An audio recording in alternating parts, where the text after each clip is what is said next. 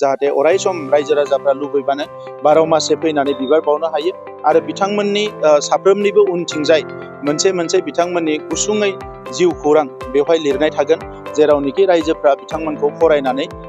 गोदान जोलैफ्रा मिथिनो हागोन।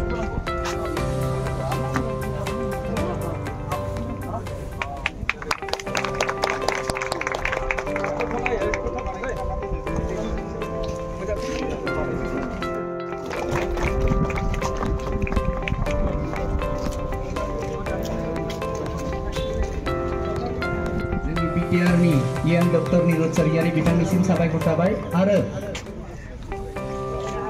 जांख्रिथाय थान्दै महेश्वर बसुमतारिनि मुसुखायाव बिबार बावजेननाय बिथांनि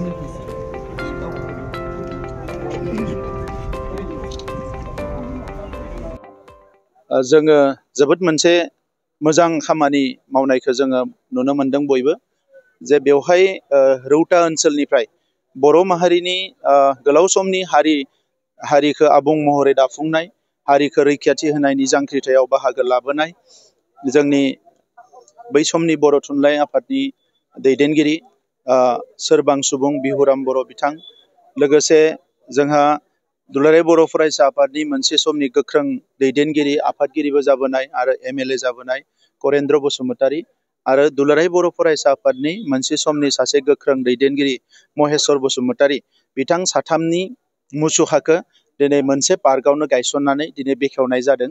आरो बिथां साथामा बर' हारिनि थाखाय गोबां बिहोमा होलांदों आरो बेखौ गायसननो थाखाय दुलाराय बर' फरायसा आफादनि आफादगिरि दिपेन बर' बिथांनि मोनसे कनसेप्टजों बे खामानिखौ जागायदोंमोन आरो दिनै मोगथां महर मोनबाय। आङो मिजिंथिदों जे थांनाय 40-50 बोसोराव बर' हारिनि थांनाय थैनायखौ लानानै जेसेबां संग्राम जाबोदों बेखौ लानानै जाय बिथांमोना बिहोमा होनाय साफ्रोमबो जोंनि दैदेनगिरिखौ जों फोथांनानै लाखिनांगोन बिथांमोनखौ जों अराय सम मान होनांगोन आरो बिनिनो मोनसे हाबाफारि दिनै जों मावफुंनो हानानै गोजोननाय मोनदों। आङो बेवहाय जोंहा थुनलाइ आफादनि दुलाराय बर' फरायसा आफादनि माहारि आफादनि दैदेनगिरि बिथांमोन दङ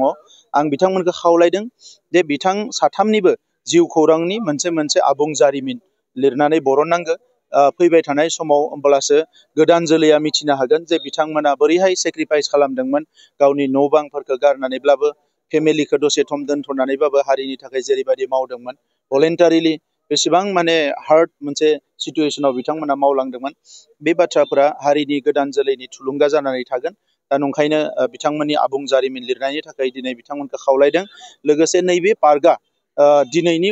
उनाव बियो नर्मेल मोनसे पार्क जानानै थायाखै बियो मोनसे पावार हाउस जानानै थाबाय बिनिफ्रायनो जोंनि सर्स अफ इन्सपिरेसन बे लामाजों जाय थाङो